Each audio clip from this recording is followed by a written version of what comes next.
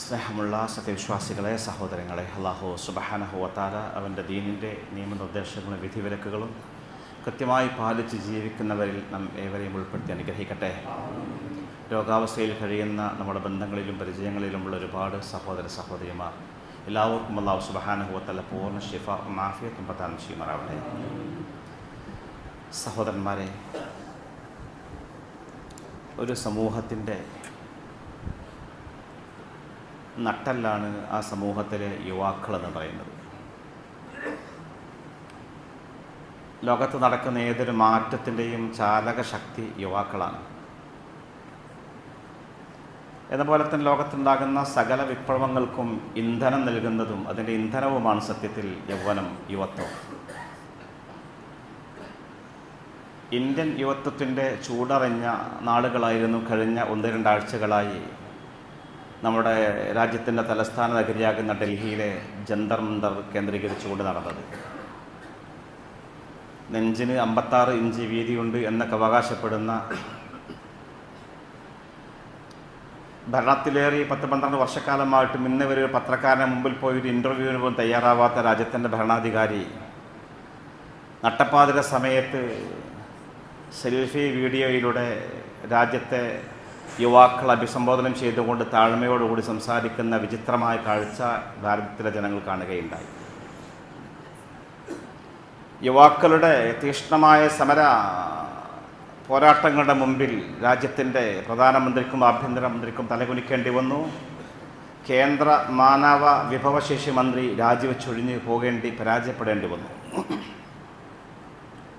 ഇത് ലോക ചരിത്രത്തിലെ തന്നെ ഒരുപാട് സംഭവങ്ങൾ പരിശോധിച്ച് നോക്കി നമുക്കറിയാം. ലോകത്ത് നടന്ന സകല വിപ്ലവങ്ങളുടെയൊക്കെ പിന്നിൽ അതിന് ഊർജവും ശക്തിയും പകർന്നത് യുവാക്കളുടെ കർമ്മശേഷിയായിരുന്നു. 1798 നടന്ന ലോകപ്രസിദ്ധമായ ഫ്രഞ്ച് വിപ്ലവം, അത് സർവകലാശാല വിദ്യാർത്ഥികളും യുവാക്കളും നേരിട്ട് നടത്തിയതായിരുന്നു. നമുക്കറിയാം 1953 നടന്ന ക്യൂബൻ വിപ്ലവം, ഫിഡൽ കാസ്ട്രോയും ചെഗുവേരയും നേതൃത്വം കൊടുത്തു. രാജ്യത്തെ വിദ്യാർത്ഥികളും യുവാക്കളും അണിനിരന്ന് രാജ്യത്ത് വലിയ വിപ്ലവങ്ങളുണ്ടാക്കി, മാറ്റങ്ങളുണ്ടാക്കി. 1919 ചൈനീസ് വിപ്ലവവും അങ്ങനെ തന്നെയായിരുന്നു. രാജ്യത്തെ ബീജിംഗ് സർവകലാശാലയിലെ വിദ്യാർത്ഥികളാണ് ആരംഭിക്കുന്നത്. 1989 നമുക്ക് അറിയാവുന്ന റൊമാനിയയിലെ അറിയപ്പെട്ട ഏകാധിപതി കുപ്രസിദ്ധനായിരുന്ന ചെസസ്ക്യുവിനെ അധികാരത്തിൽ നിന്ന് പുറന്തള്ളിയത് രാജ്യത്തെ യുവാക്കളും വിദ്യാർത്ഥികളും ചെറുപ്പക്കാരുമൊക്കെയായിരുന്നു. അതൊരു യാഥാർത്ഥ്യവും സത്യവുമാണ്. ലോകത്ത് യുവാക്കളുടെ കരുത്ത്, അവരുടെ ശക്തി, അവരുടെ കർമ്മ ശേഷി, ഇതുകൊണ്ട് ലോകത്തൊരുപാട് മാറ്റങ്ങൾ ഉണ്ടായിട്ടുണ്ട്. അതിനെ ഏറ്റവും സൂക്ഷ്മമായും ഫലപ്രദമായിട്ടും പ്രയോജനപ്പെടുത്താൻ നേതൃത്വത്തിന് സാധിക്കണം, രക്ഷിതാക്കൾക്ക് സാധിക്കണം, സമൂഹത്തിന് സാധിക്കണം. അവിടെയാണ് നാം വിജയിക്കുക. ഇസ്ലാമിക സമൂഹത്തിനെ സംബന്ധിച്ചിടത്തോളം വർത്തമാനകാലത്ത് നമ്മുടെ യുവാക്കളെക്കുറിച്ച് നമുക്ക് ഒരുപാട് പരാതികളാണ്. പക്ഷേ ആ യുവാക്കളെ ഏറ്റവും ഫലപ്രദമായ രീതിയിൽ സമുദായത്തിന്, നേതൃത്വത്തിന് പ്രയോജനപ്പെടുത്താനാവുന്നില്ല എന്നുള്ളതാണ് യാഥാർത്ഥ്യം. അങ്ങനെ ഉണ്ടെങ്കിൽ വലിയ മാറ്റങ്ങൾ ഉണ്ടാക്കാൻ സാധിക്കും. യുവാക്കളെ സംബന്ധിച്ചിടത്തോളം അവരുടെ ജീവിതത്തിൻ്റെ ഏറ്റവും രക്തം തിളച്ചു മറിയുന്ന കാലമാണ്. നാമൊക്കെ ആ ഒരു ഘട്ടം കഴിഞ്ഞു വന്ന ആളുകളാണ്. മനുഷ്യനെ ഏത് തിന്മയിലേക്കും തെറ്റിലേക്കും കൂടുതലായി പ്രേരിപ്പിക്കുന്ന ഒരു കാലഘട്ടത്തിൽ അവരെ ഏറ്റവും മനഃശാസ്ത്രപരമായി, തന്ത്രപരമായി നന്മയുടെ വക്താക്കളാക്കി തീർക്കാനുള്ള ശ്രമങ്ങളാണ് നേതൃത്വം കാണിക്കേണ്ടത്. മഹാനായ പ്രവാചകൻ സ്വല്ലല്ലാഹു അലൈഹി വസല്ലം മാത്രം ഏറ്റവും സമർത്ഥമായും ഫലപ്രദമായിട്ടും ലോകത്തിന് മുമ്പിൽ കാണിച്ചു തന്നിട്ടുണ്ട്. തിരുനബി സ്വല്ലല്ലാഹു അലൈഹി വസല്ലം തങ്ങളുടെ കാലത്ത് നബിയേക്കാൾ പ്രായം കുറഞ്ഞ ആളുകളാണ് ബഹുഭൂരിഭാഗം ആളുകളും. നബിയേക്കാൾ പ്രായം കൂടിയ ആളുകൾ കുറച്ചേ ഉള്ളൂ. ബഹുഭൂരിഭാഗം ആളുകളും ചെറുപ്പക്കാരായിരുന്നു. മക്ക വിജയിച്ച സമയത്ത്, മക്ക തിരിച്ചു പിടിച്ച സമയം, ഏതാണ് മക്ക? പരിശുദ്ധമായ കഅബയുള്ള നാടാണത്. ഒരുപാട് വലിയ ചരിത്രങ്ങൾ ഉറങ്ങിക്കിടക്കുന്ന കരയാണത്. 10,000-കണക്കിന് തീർത്ഥാടകന്മാർ തീർത്ഥാടനത്തിന് വേണ്ടി വന്നിറങ്ങുന്ന പട്ടണമാണ് മക്ക പട്ടണം. ആ മക്ക പട്ടണം തിരിച്ചു പിടിച്ച ദിവസം മഹാനായ പ്രവാചകൻ സ്വല്ലല്ലാഹു അലൈഹി വസല്ലം തങ്ങൾ ആ ചരിത്ര നഗരിക്ക് നേതൃത്വം കൊടുക്കാനും ആ നാട് ഭരിക്കാനും അല്ലാഹുവിന്റെ പ്രവാചകൻ ഏൽപ്പിച്ചത് കേവലം 20 വയസ്സുകാരനായ, ഇന്നത്തെ ഭാഷയെ പറയാം ജൻസിയിൽപ്പെട്ട 20കാരനായ അത്താബ് ബിൻ അസീദ് എന്ന സ്വഹാബിയായിരുന്നു. നോക്കണം, മക്ക എന്ന് പറയുന്ന രാജ്യത്തിൻ്റെ ഗവർണറായി മഹാനായ പ്രവാചകൻ സല്ലല്ലാഹു അലൈഹി വസല്ലം തങ്ങൾ നിശ്ചയിക്കുന്നത് അത്താബ് ബിൻ അസീദ് എന്ന് പറഞ്ഞ 20കാരനെയാണ്. അള്ളാഹുവിന്റെ പ്രവാചകൻ ആ ചെറുപ്പക്കാരൻ്റെ കഴിവ് മനസ്സിലാക്കി രാജ്യത്തിൻ്റെ നാടിൻ്റെ ഭരണാധികാരിയാക്കി നിശ്ചയിക്കുകയാണ്. അത് അദ്ദേഹം തെളിയിച്ച് കാണിക്കുകയും ചെയ്തു. വലിയ ചരിത്രമാണ്, ഞാൻ ആ ഭാഗത്തേക്ക് പ്രവേശിക്കുന്നില്ല. മഹാനായ പ്രവാചകൻ സല്ലല്ലാഹു അലൈഹി വസല്ലം മാത്രം റോമിനെതിരെ യുദ്ധം ചെയ്യാൻ, റോം അക്കാലത്തെ ഏറ്റവും വലിയ സൈനിക ശക്തിയാണ്, സാമ്രാജ്യത്വ ശക്തിയാണ്. റോമിനെതിരെ യുദ്ധം നയിക്കാൻ അള്ളാഹുവിന്റെ പ്രവാചകൻ പ്രമുഖന്മാരായ സ്വഹാബത്തുണ്ടായിട്ടും യുദ്ധ നൈപുണ്യമുള്ള പ്രഗത്ഭരായ സ്വഹാബിവരന്മാരുണ്ടായിട്ടും അള്ളാഹുവിന്റെ പ്രവാചകൻ നേതൃസ്ഥാനത്ത് അവരോധിച്ചത്, കമാൻഡർ ഇൻ ചീഫ് ആയിട്ട് അള്ളാഹുവിന്റെ പ്രവാചകൻ നിശ്ചയിച്ചത് കേവലം 18 വയസ്സുകാരനായ ഉസാമത്ത് ബിൻ സയ്യിദ് റളിയല്ലാഹു തആല അൻഹുമയാണ്. 18കാരൻ ആലോചിച്ച് നോക്കണം. നമ്മുടെ നാട്ടിലെ കുട്ടികളൊക്കെ ഗെയിം കളിച്ച് നടക്കുന്ന കുട്ടികളാണ് 18 വയസ്സിൽ. ആ 18കാരനായ ഉസാമയാണ് വലിയൊരു സൈന്യത്തിൻ്റെ തലവനായിട്ട് വലിയൊരു സാമ്രാജ്യത്തിൻ്റെ യുദ്ധം നയിക്കാൻ, അതിനെതിരെ യുദ്ധം നയിക്കാൻ അള്ളാഹുവിന്റെ പ്രവാചകൻ നിശ്ചയിക്കുക ഉസാമ എന്ന് പറയുന്ന 18കാരനെയാണ്. മഹാനായ പ്രവാചകൻ സല്ലല്ലാഹു അലൈഹി വസല്ലം തങ്ങൾ ശത്രുവിൻ്റെ കേന്ദ്രങ്ങളിലൊക്കെ പോയിട്ട് സ്വകാര്യമായിട്ട് കാര്യങ്ങൾ ഒപ്പിയെടുത്തുകൊണ്ട് സമർത്ഥമായിട്ട് എത്തിക്കാൻ കഴിവുള്ള ഒരാളേൽപ്പിച്ച നല്ല പ്രവാചകൻ ആരെയായിരുന്നു? കേവലം 10-20 വയസ്സുള്ള ഹുദൈഫ എന്ന് പറയുന്നൊരു കുട്ടി, വളരെ കർമ്മകുശലനായ സമർത്ഥനായ ഒരു ചെറുപ്പക്കാരൻ. അദ്ദേഹം സ്വാഹിബു സിരി റസൂലില്ല എന്നറിയപ്പെടുക. അള്ളാഹുവിൻ്റെ പ്രവാചകൻ ഇസ്ലാമിൻ്റെ സ്വകാര്യ സൂക്ഷിപ്പുകാരൻ എന്നാണ്. ഇസ്ലാമിൻ്റെ സ്വകാര്യങ്ങൾ സൂക്ഷിപ്പിക്കുന്ന, രഹസ്യങ്ങൾ സൂക്ഷിപ്പുകാരനാണ് ഹുദൈഫത്ത് ബിൻ യമാൻ റളിയല്ലാഹു തആല അൻഹു. അദ്ദേഹമാണ് അഹ്സാബ് യുദ്ധം പൊളിച്ചടുക്കിയത്. അദ്ദേഹം ശത്രുവിൻ്റെ കേന്ദ്രങ്ങളിൽ പോയി അവരുടെ നീക്കങ്ങളും മറ്റും സമർത്ഥമായി ഒപ്പിയെടുത്തുകൊണ്ട് ചാരപ്പണി ചെയ്തുകൊണ്ട് ഇസ്ലാമിക സമൂഹത്തിൽ എത്തിച്ചു കൊടുക്കുകയാണ്. ചെറുപ്പക്കാരനായിരുന്നു ഹുദൈഫ റളിയല്ലാഹു തആല അൻഹു. മഹാനായ പ്രവാചകൻ സല്ലല്ലാഹു അലൈഹി വസല്ലം തങ്ങൾ മദീനയിലേക്ക് പോകുന്നതിന് മുമ്പ് ആദ്യമായിട്ട് മദീനയിലേക്ക് അംബാസിഡറായി അള്ളാഹുവിന്റെ പ്രവാചകൻ നിശ്ചയിച്ചത് മിസ്അബ് ഇബ്നു ഉമൈർ എന്ന് പറയുന്ന യൗവനത്തിൻ്റെ ചോരത്തിളപ്പുള്ള സുമുഖനായ ആ സ്വഹാബി തന്നെയായിരുന്നു. മിസ്അബ് ഇബ്നു ഉമൈർ റളിയല്ലാഹു തആല അൻഹു ഒക്കെ ചെറുപ്പക്കാരായിരുന്നു. മഹാനായ പ്രവാചകൻ സല്ലല്ലാഹു അലൈഹി വസല്ലം കാലത്ത് പല രാഷ്ട്ര നേതാക്കന്മാരും മറ്റേ കത്തിടപാടുകൾ നടത്താറുണ്ട്, മെസ്സേജുകൾ ചെയ്യാറുണ്ട്, അങ്ങോട്ടും ഇങ്ങോട്ടും കത്തുകൾ കൊടുത്തയക്കാറുണ്ട്. പേർഷ്യക്കാരുണ്ട്, റോമക്കാരുണ്ട്, ഹീബ്രു ഭാഷ സംസാരിക്കുന്ന ആളുകളുണ്ട്, അതുപോലത്തെ സുറിയാനി ഭാഷ സംസാരിക്കുന്ന ആളുകളുണ്ട്. പല കത്തുകളും അറബി ഭാഷയിലല്ല വരിക. ആ കത്തുകളൊക്കെ ട്രാൻസ്ലേറ്റ് ചെയ്യാനും അവർക്ക് കത്തുകൾ തിരിച്ചയക്കാനും അങ്ങനെ ഏറ്റവും സമർത്ഥമായിട്ട് കാര്യം കൈകാര്യം ചെയ്തിരുന്നത്, അള്ളാഹുവിൻ്റെ റസൂലിൻ്റെ വഹയ് പോലും എഴുതി വെച്ചിരുന്നത് വളരെ ചെറുപ്പക്കാരനായ സെയ്ദ് ബിൻ സാബിത്ത് എന്ന സഹാബിയായിരുന്നു. ചെറുപ്പക്കാരനാണ് അദ്ദേഹം, സെയ്ദ് ബിൻ സാബിത്ത്. സെയ്ദ് ബിൻ സാബിത്ത് റളിയല്ലാഹു തആല അൻഹു സുറിയാനി, ഹിബ്രു ഈ 2 പ്രധാനപ്പെട്ട ഭാഷകൾ പഠിച്ചത് ഏതാനും ദിവസങ്ങൾ കൊണ്ടാണെന്ന്. ഏതാനും നാളുകൾ അല്ലാഹുവിന്റെ റസൂൽ പറഞ്ഞു, സെയ്ദ് നീ ഈ ഭാഷകളൊക്കെ പഠിക്കണമെന്ന്. അത് പറഞ്ഞപ്പോൾ ഈ സമർത്ഥനായ ചെറുപ്പക്കാരൻ ഏതാനും നാളുകൾ കൊണ്ട് 2 ഭാഷ പഠിച്ചെടുത്തു എന്നുള്ളതാണ്. അങ്ങനെയുള്ള ചെറുപ്പക്കാരെയാണ് മഹാനായ പ്രവാചകൻ സല്ലല്ലാഹു അലൈഹി വസല്ലം തങ്ങൾ എല്ലാ കാര്യങ്ങൾക്കും ഏൽപ്പിച്ചതും അവർ ഉപയോഗപ്പെടുത്തിയതും. അവരുടെ കാര്യങ്ങൾ റസൂൽ കൃത്യമായിട്ട് മനസ്സിലാക്കി എന്നുള്ളതാണ്. യുവാക്കളാണ്, ചെറുപ്പക്കാരാണ്, നമുക്കറിയാം ഒരുപാട് തെറ്റുകളും കുഴപ്പമൊക്കെ ഉണ്ടാകും. അവർ ചെയ്യുന്ന ചെറിയ ചെറിയ തെറ്റുകളൊക്കെ പർവ്വതീകരിക്കാതെ അതിനൊക്കെ തെറ്റുകൾ തെറ്റായി മനസ്സിലാക്കി മൃദുവായി ഉപദേശിച്ചുകൊണ്ട് അവരുടെ നന്മകൾ ഹൈലൈറ്റ് ചെയ്ത് ഒരുപാട് പോസിറ്റീവ് ഗുണങ്ങൾ നമ്മുടെ ചെറുപ്പക്കാർക്കൊക്കെ. എന്തെങ്കിലും പ്രശ്നം ഉണ്ടാകുമ്പോൾ അവിടെ ഇടപെടാനും കാര്യങ്ങൾ കൈകാര്യം ചെയ്യാനും, നല്ല കാര്യങ്ങൾക്ക് എല്ലാ ചീത്തക്കുണ്ടാകും. പക്ഷെ ആ ചീത്തയെ നാം മൃദുവായി മാറ്റിയെടുക്കാൻ, അവരുടെ നന്മകൾ ഉപയോഗപ്പെടുത്താൻ നമുക്ക് സാധിക്കണം. ഉപ്പമാർക്ക് സാധിക്കണം, ഉസ്താദന്മാർക്ക് സാധിക്കണം, നമ്മുടെ മഹൽ നേതൃത്വം സാധിക്കണം, രാഷ്ട്രീയ നേതൃത്വം സാധിക്കണം. അവരുടെ കർമ്മ നൈരന്തര്യവും അവരുടെ കർമ്മ കുശലതയും ഒക്കെ ഏറ്റവും സമർത്ഥമായിട്ട് ഉപയോഗപ്പെടുത്തിക്കൊണ്ട് സമൂഹത്തിൽ ഉപയോഗപ്പെടുത്താൻ സാധിക്കുമ്പോഴാണ് വിജയിക്കുക. മഹാനായ പ്രവാചകൻ സല്ലല്ലാഹു അലൈഹി വസല്ലം തങ്ങളൊക്കെ ഖുറൈം എന്ന് പറയുന്ന സ്വഹാബിയെ കുറിച്ച് പറയുന്ന ഹദീസ് കാണാൻ കഴിയും. ഖുറൈമുൽ അസദി എന്ന പേര്, ഖുറൈമുൽ അസദി. ഖുറൈം ഇന്നത്തെ ഭാഷയിൽ പറയുന്നത് ഫ്രീക്കൻ പയ്യനായിരുന്നു. ഖുറൈം നല്ല മുടിയൊക്കെ നീട്ടി ഇങ്ങനെ വളർത്തിയ ഒരാളാണ്. ഒരുപാട് മുടി പിറകിലേക്ക് നീട്ടി വളർത്തുന്ന ആളാണ്. വസ്ത്രം എപ്പോഴും ഞെരിയാണ്ട താഴെയായിരിക്കും. അതൊന്നും ഇസ്ലാം അനുവദിക്കുന്ന കാര്യമല്ല. മഹാനായ പ്രവാചകൻ സല്ലല്ലാഹു അലൈഹി വസല്ലം ഖുറൈമിനെ ആക്ഷേപിച്ചില്ല, അധിക്ഷേപിച്ചില്ല, കുറ്റപ്പെടുത്തിയില്ല, ആക്ഷേപിച്ചില്ല, അയാളെ ദേഷ്യപ്പെടുകയൊന്നും ചെയ്തില്ല. അല്ലാഹു റസൂൽ അയാൾ ഇല്ലാത്തൊരു സമയത്ത് അയാളെ കുറിച്ച് ഇങ്ങനെ പറഞ്ഞു മറ്റുള്ള സഹാബിമാരോട്, ഖുറൈമുൽ അസദി, നമ്മുടെ ഖുറൈം എത്ര നല്ല ആളാണ്, നമ്മുടെ ഖുറൈം നല്ല കുട്ടിയാണ്. ലൗലാ തൂലു ജുമ്മതിഹി വ ഇസ്ബാലു ഇസാരിഹി, അല്ലാഹു റസൂൽ പറഞ്ഞു, ആ മുടി ഒക്കെ ഒന്ന് വെട്ടി ഒതുക്കുകയാണെങ്കിൽ, വസ്ത്രം നിര്യാണയോടെ താഴെ പോകാതെ ശ്രദ്ധിച്ചിരുന്നെങ്കിൽ എന്ത് നല്ല കുട്ടിയാണെന്ന് പറയാം. അയാളുടെ നന്മകൾ അല്ലാഹുവിന്റെ പ്രവാചകൻ സല്ലല്ലാഹു അലൈഹി വസല്ലം ആദ്യം ഹൈലൈറ്റ് ചെയ്ത് കാണിച്ച് നല്ല ആളാണ്, നല്ല കുട്ടിയാണ്, കഴിവുള്ള ആളാന്നൊക്കെ പറഞ്ഞു. പക്ഷേ ചെറിയ പ്രശ്നങ്ങളൊക്കെ ഉണ്ട് എന്നിങ്ങനെ ചെറുതായിട്ട് സൂചിപ്പിക്കുകയാണ്. ഇതിൻ്റെ ഒരു ഇമ്പാക്റ്റ്, ഇതിൻ്റെ റിസൾട്ട് എന്തായിരുന്നു?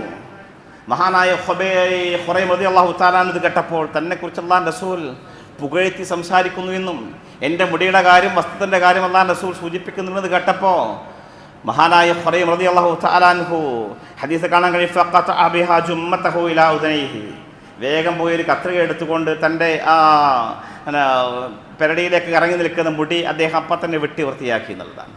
വറഫഅ ഇസാറഹു ഇലാ അൻസാഫി സാഖൈഹി, വേഗം വസ്ത്രം ശരിയാക്കി തൻ്റെ കണങ്കാലിൻ്റെ നടുവരെ അഥവാ നിരാണ്ട് കുറേ മേലേക്ക് കയറ്റിയെടുത്തു. പിന്നെ ഒരിക്കലും അദ്ദേഹത്തിൻ്റെ പക്കൽ നിന്ന് അങ്ങനെ തെറ്റുകുറ്റങ്ങൾ ഉണ്ടായില്ല എന്നുള്ളതാണ്. അപ്പോൾ നല്ല പ്രവാചകൻ സ്വീകരിച്ച സമീപന രീതി എങ്ങനെയാണ്? ഖവ്വാത്ത് ബിൻ ജുബൈർ എന്ന് പറയുന്ന ഒരു സഹാബിൻ്റെ മനോഹരമായ ചരിത്രമുണ്ട്. ഖവ്വാത്ത് ബിൻ ജുബൈർ, അദ്ദേഹം അൻസാരിയാണ്, മദീനക്കാരനാണ്. നബിയും സഹാബത്തും ഒരിക്കലും യാത്ര കഴിഞ്ഞ് മദീനയിലേക്ക് തിരിച്ചു വരുന്ന വഴിയാണ്. ഹദീസിൻ്റെ ഗ്രന്ഥങ്ങൾ കാണാൻ കഴിയും ഈ സംഭവം.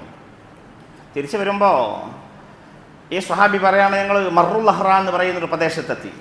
അന്ന് രാത്രി അവിടെ വിശ്രമിക്കാൻ ടെൻറ്റ് കെട്ടി. അങ്ങനെ ഞാനൊന്ന് ടെൻറ്റിൻ്റെ പുറത്തിറങ്ങിയപ്പോൾ ഞാൻ കണ്ടൊരു കാഴ്ച, കുറേ പെണ്ണുങ്ങൾ, തരുണി രത്നങ്ങൾ, കുറേ യാത്രക്കാരിൽ കുറേ പെണ്ണുങ്ങളുണ്ട്. ഈ പെണ്ണുങ്ങളൊക്കെ ഒരു ഭാഗത്തിരുന്ന് കൂട്ടം കൂടി വർത്തമാനം പറഞ്ഞിരിക്കുന്നു. ഖവ്വാത്ത് പറയാണ്, ഞാനും നല്ലൊരു ഡ്രസ്സെൻ്റെ വെട്ടി പോയിട്ട് നല്ല ഡ്രസ്സൊക്കെ എടുത്തിട്ട് ഞാനും ആ പെണ്ണുങ്ങളുടെ കൂട്ടത്തിൽ പോയി കഥ പറഞ്ഞിരിക്കാൻ തുടങ്ങി. ഒരിക്കലും പാടില്ലാത്ത കാര്യമാണ്. അന്യ സ്ത്രീകളെ മുഖത്തേക്ക് നോക്കാനോ കൂടെ ഇരിക്കാനോ വർത്തമാനം പറയാനോ പാടില്ലല്ലോ. ഖവ്വാത്ത് ചെറുപ്പക്കാരനാണ്. അദ്ദേഹത്തിന് അങ്ങനെ തോന്നി, ആ പെണ്ണുങ്ങളുമായിട്ട് ശൃംഗരിക്കാനും അവിടെ കൊണ്ടുവന്ന് കഥ പറഞ്ഞിരിക്കാനൊക്കെ സ്വഹാബിയാണെങ്കിൽ എപ്പോൾ അദ്ദേഹം അങ്ങനെ താല്പര്യം കാണിച്ചു. അല്ലാതെ പ്രവാചകൻ ആ വഴിക്ക് തന്നെ വന്നപ്പോൾ ഈ കണ്ട കാഴ്ച, ഒരു ചെറുപ്പക്കാരൻ പെണ്ണുങ്ങളെ കൂടെ വർത്തമാനം പറഞ്ഞിരിക്കുന്നു. മഹാനായ പ്രവാചകൻ സ്വല്ലല്ലാഹു അലൈഹി വസല്ലം ഒരു ഭാവമാറ്റവുമില്ലാതെ ഇങ്ങനെ ചോദിച്ചു, അബൂ അബ്ദുല്ലാ മാ യുരിസ്ക മാഹുൻ, എന്താ അബൂ അബ്ദുള്ള, എന്താണ് ഖവ്വാത്ത് ഈ പെണ്ണുങ്ങളെ കൂട്ടത്തിൽ ഇരിക്കണമെന്ന് ചോദിച്ചു.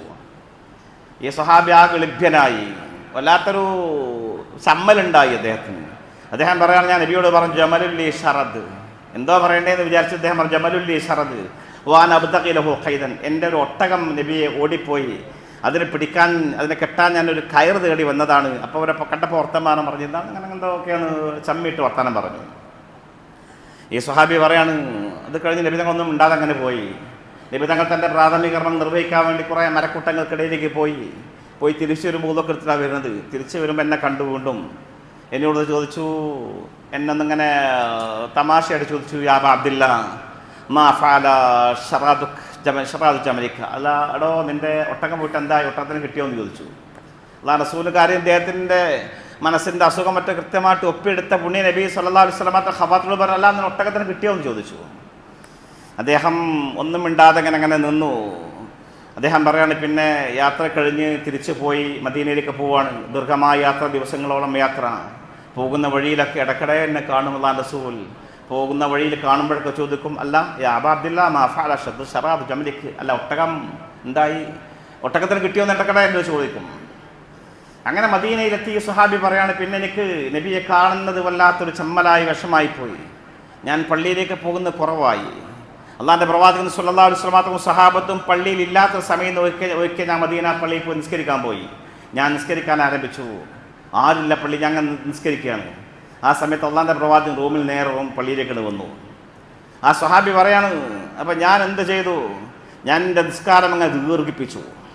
അദ്ദേഹം പറയാണ്, ഞാൻ കുറേ നേരം നിസ്കരിച്ചു. അള്ളാഹിൻ്റെ പ്രവാചകൻ അതിന് പോയി കിട്ടിയെങ്കിലോ എന്ന് വിചാരിച്ചിട്ട് ഞാൻ നിസ്കാരം റക്അത്തിന് എണ്ണം കൂട്ടി, നൃത്തത്തിൻ്റെ സമയം കൂട്ടി, നീണ്ട സുജൂദുകളായി. അവസാനം അള്ളാഹിൻ്റെ പ്രവാചകൻ സ്വല്ലല്ലാഹു അലൈഹി വസല്ലം തങ്ങളോട് പറഞ്ഞു, ഞാൻ നിസ്കരിച്ചുകൊണ്ടിരിക്കുമ്പോൾ തൊവ്വില്ല അബൂ അബ്ദില്ലാ, എടോ ഹറാത്ത് എത്ര വേണമെങ്കിലും നീട്ടിക്കോ, കുഴപ്പമില്ല. തൊവ്വിൽ മാഷിഇത അൻ തുതവ്വിൽ, നീട്ടാവുന്നത്ര നീട്ടി നിസ്കരിച്ചോ കുഴപ്പമില്ല. പക്ഷേ ഫലസ്തു ഖായിമൻ ഹത്താ തൻസരിഫ്, നീ സലാം വിട്ടാതെ ഞാൻ ഇവിടുന്ന് പോകൂല എന്ന് പറഞ്ഞു. ഞാൻ ഇവിടെ തന്നെ നിൽക്കുമെന്ന് പറഞ്ഞ അവസാനം ഈ സ്വഹാബി സലാം വീട്ടി അള്ളാഹുവിൻ്റെ പ്രവാചകൻ തിരുനബി സ്വല്ലല്ലാഹു അലൈഹി വസല്ലം മുമ്പിൽ ചെന്ന് നിന്നു. നബി വീണ്ടും പഴയ ചോദ്യം ചോദിച്ചു, യാ അബൂ അബ്ദില്ലാ മാ ഫഅല ഷറാദു ജമലിക്, അല്ല പണ്ട് പോയ ഒട്ടകം എന്തായി, കിട്ടിയോ എന്ന് ചോദിച്ചു. അദ്ദേഹം പറയാണ് നബിയോട്, ഞാൻ പറഞ്ഞു, നബിയെ വല്ലദീ ബഅസക ബിൽ ഹഖ്, സത്യവുമായിട്ട് അങ്ങയെ നിയോഗിച്ച പടച്ച റബ്ബാണ് സത്യം. മാ ശറദാലിക്കൽ ജമലു മിൻദു അസ്ലം, ആ ഒട്ടകം മുസ്ലിമായിട്ട് പിന്നെ ഓടിപ്പോയിട്ടില്ല. അദ്ദേഹത്തിന് ഒട്ടകത്തിനെ പറ്റി, സ്വന്തത്തിനെ പറ്റി പറയാണ്. അതായത് ഞാൻ ജീവിതത്തിൽ പിന്നെ തെറ്റ് ചെയ്തിട്ട്, ഞാൻ മുസ്ലിമായതിൻ്റെ ശേഷം തെറ്റും ചെയ്തിട്ടില്ല. ആ ഒട്ടകം പിന്നെ നബിയെ വഴി തെറ്റിപ്പോയിട്ടില്ല, ഞാൻ തെറ്റ് ചെയ്തിട്ടില്ല. അങ്ങനെ ഒരു പറ്റിപ്പോയതാണ് നബി എന്ന് പറഞ്ഞു. മഹാനായ പ്രവാചകൻ സല്ലല്ലാഹു അലൈഹി വസല്ലം തങ്ങൾ സ്വഹാബിയോട് പറഞ്ഞു, റഹിമക്കല്ലാഹ് റഹിമക്കല്ലാഹ് റഹിമക്കല്ലാഹ് 3 പ്രാവശ്യം അള്ളാഹു നിന്നെ അനുഗ്രഹിക്കട്ടെ, അള്ളാഹു നിന്നെ അനുഗ്രഹിക്കട്ടെ എന്ന് 3 പ്രാവശ്യം ആ സ്വഹാബിക്ക് വേണ്ടി പ്രാർത്ഥിച്ചു നിബിധങ്ങളെന്നാണ്.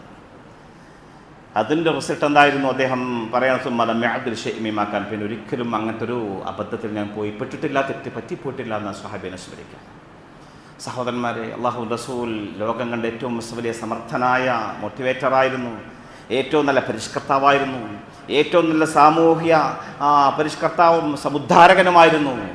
നല്ലൊരു സമൂഹത്തെ ഇങ്ങനെ മനോഹരമായിട്ട് വളർത്തിയെടുത്തുകൊണ്ട് ലോകത്തിന് കാഴ്ചവെച്ചു സമർപ്പിച്ചു. അപ്പോൾ നമുക്കിടയിൽ ഇന്നത്തെ യുവാക്കൾ നമുക്കറിയാം, ഒരുപാട് വർത്തമാനകാലത്ത് എല്ലാ തിന്മകളെ ഉപാസകരായിട്ട് നടക്കുന്ന ഒരുപാട് ചെറുപ്പക്കാരുണ്ട്. അവരൊക്കെ മതത്തിന് ഇഷ്ടപ്പെടുന്ന ആളുകളാണ്, ദീനിനെ സ്നേഹിക്കുന്ന ആളുകളാണ്. അവരെ ചേർത്ത് പിടിക്കാൻ നമുക്കാവുമ്പോഴാണ് നമുക്ക് വിജയിക്കാനാവുക. ഇന്ന് വർത്തമാനകാലത്ത് സമൂഹത്തിന് യുവാക്കളെ നിരന്തരമായിട്ട് ആവശ്യമുണ്ട്. നമ്മുടെ ചെറുപ്പക്കാരൊക്കെ പാട്ടിൻ്റെ കൂടെയാണ്, ലഹരികളുടെ കൂടെയാണ്, ഡാൻസുകളിലാണ്, അതുപോലെ തന്നെ ഇൻ്റർനെറ്റിൻ്റെ ഒക്കെ മായാലോകത്താണ്. അവരെ തിരിച്ചു കൊണ്ടുവരാൻ നാം ശ്രമിക്കുകയാണെങ്കിൽ ഒരു പരിമിതി വരെ നമുക്ക് വിജയിക്കാനാവുന്നു. അവരെ പരസ്യമായിട്ട് കുറ്റപ്പെടുത്താതിരിക്കുകയാണ് വേണ്ടത്, ആക്ഷേപിക്കാതിരിക്കുകയാണ് വേണ്ടത്. അവരെ സമൂഹത്തിൻ്റെ മുമ്പിൽ അവരുടെ തെറ്റുകൾ വിളിച്ച് പറയാതിരിക്കുകയാണ് വേണ്ടത്. പ്രത്യേകിച്ചും അവരുടെ കൂട്ടുകാർക്കിടയിൽ ചെറുപ്പക്കാരെ സംബന്ധിച്ചിടത്തോളം, കുട്ടികളെ സംബന്ധിച്ചിടത്തോളം ഉമ്മ വാപ്പന്മാരെക്കാൾ അവർക്ക് പ്രധാനം അവരുടെ ഫ്രണ്ട്സാണ്. ഫ്രണ്ട്സിൻ്റെ മുമ്പിൽ അവർ പരിഹസിക്കപ്പെടുന്നതും ആക്ഷേപിക്കപ്പെടുന്നതും ഇഷ്ടപ്പെടില്ല. ഇതൊക്കെ രക്ഷിതാക്കളും നമ്മുടെ സമുദായ നേതൃത്വമൊക്കെ പ്രത്യേകമായിട്ട് ഗൗരവത്തിൽ എടുക്കേണ്ട കാര്യമാണ്. ചെറുപ്പക്കാരോട് പറയാനുള്ളത്, നമ്മുടെ സമയം നമുക്കറിയാം, ചെറിയ സമയമാണുള്ളത്. നാളെ ഒന്നും പറയാനാവില്ല, ഏത് നിമിഷവും എന്തും സംഭവിക്കാം. പണ്ടത്തെ പോലെയൊന്നുമല്ല പണ്ട് വയസ്സായിട്ട മനുഷ്യന്മാർ മരിക്കാറുള്ളത്. ചെറുപ്പക്കാരെ മരിക്കുക കുറവായിരുന്നു. ഇന്ന് ഒരു മരണ ഗ്രൂപ്പ് നോക്കിയാൽ നമുക്ക് കാണാൻ കഴിയും. മരിച്ചു പോയ ആളുകളൊക്കെ ഒരു 60ൻ്റെ താഴെയുള്ള 40ഉം 50ലും അല്ലെങ്കിൽ 25-നൊക്കെ മരിച്ചു പോകണമെങ്കിൽ ചെറുപ്പക്കാർ ഏത് സമയത്തും എന്തോ സംഭവിക്കാം. ഇന്നലെ അവിടെ പെരുന്നമണ്ണ PTM കോളേജിൽ പഠിക്കുന്ന ചെറുപ്പക്കാർ എന്തോ ജീവിതത്തിൻ്റെ എല്ലാം മാറിപ്പോകും സെക്കൻഡുകൾ കൊണ്ട്. സഹോദരന്മാരെ, PTM കോളേജിൽ PhD ചെയ്തുകൊണ്ടിരിക്കുന്ന ചെറുപ്പക്കാരനായ ഒരു മതപണ്ഡിതൻ, അദ്ദേഹം ഇന്നലെ PTM കോളേജിൽ നിന്ന് ഇറങ്ങി ഇങ്ങോട്ട് വരുന്ന വഴി, ടൗണിലേക്ക് വരുന്ന വഴി, അവിടെ സമീപത്തുള്ള ഒരു കടയിൽ കയറി ചായ കുടിച്ചുകൊണ്ടിരിക്കുമ്പോൾ പെട്ടെന്ന് വീഴാണ്, ബോധരഹിതനായിട്ട് വീഴുന്നു. അദ്ദേഹം നമ്മുടെ അടുത്തൊരു സുഹൃത്ത് കൂടിയാണ്. ഞങ്ങൾ വേഗം മൗലാന ആശുപത്രിയിൽ അവരെത്തിച്ചു. ഞങ്ങൾ അങ്ങോട്ട് ചെന്ന് വിദഗ്ധമായ പരിശോധനയിൽ അദ്ദേഹത്തിൻ്റെ ബ്രെയിനിൽ ഒരു മുഴ രൂപപ്പെട്ടിട്ടുണ്ട്. ഇന്ന് രാവിലെ കോയമ്പത്തൂർ കൊണ്ടുപോയിട്ടുണ്ട്. സെക്കൻഡുകൾ കൊണ്ട് ജീവിതം തന്നെ മറിഞ്ഞു പോവുകയാണ് നമ്മുടെയൊക്കെ അവസ്ഥ. അതുകൊണ്ട് ഉള്ള സമയം, നമ്മുടെ മുമ്പിലുള്ള സമയത്തിന് അള്ളാഹുവിൻ്റെ തൃപ്തിയിൽ പൊരുത്തത്തിൽ ചിലവഴിക്കാൻ യുവാക്കളും ചെറുപ്പക്കാരും വയസ്സാടുകളൊക്കെ ശ്രമിക്കണം. ഞാൻ എൻ്റെ നഫ്സിനോട് കൂടിയാണ് പറയുന്നത്. അള്ളാഹു സുബ്ഹാനഹു വ തആല അവൻ്റെ തൃപ്തിയിലും പൊരുത്തത്തിലും ജീവിച്ചമരിക്കാനും അവസാനം മനോഹരമായ സ്വർഗീയ ഉദ്യാനങ്ങളിൽ പ്രവാചകന്മാരുടെ കൂടെ, സ്വലഹങ്ങളുടെ കൂടെ നമുക്ക് നമ്മുടെ മാതാപിതാക്കൾക്കും നമ്മുടെ കുടുംബങ്ങൾക്കും ഒരുമിക്കാനും പടച്ച റബ്ബ് തൗഫീഖ് പ്രദാനം ചെയ്യുമാറാവട്ടെ. വാഖു ദഅ്വാനാ അൽഹംദുലില്ലാഹി റബ്ബിൽ ആലമീൻ.